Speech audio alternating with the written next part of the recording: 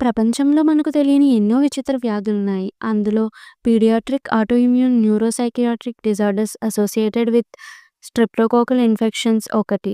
America టెక్సాస్‌కు చెందిన 12 ఏళ్ల కాటలిన్ థార్న్లీ ఈ వ్యాధితో బాధపడుతున్నారు. ఆమె రోజుకు 12,000 సార్లు తుమ్ముతుంటారు. మొదట ఇది అలెర్జీ వల్ల అనుకోగా, ఎన్నో టెస్టుల తర్వాత ఆమెకు పాండాస్ ఉన్నట్లు వైద్యులు గుర్తించారు. మరిన్ని ఇంట్రెస్టింగ్ అప్డేట్స్ కోసం ప్లీజ్ డు సబ్స్క్రైబ్.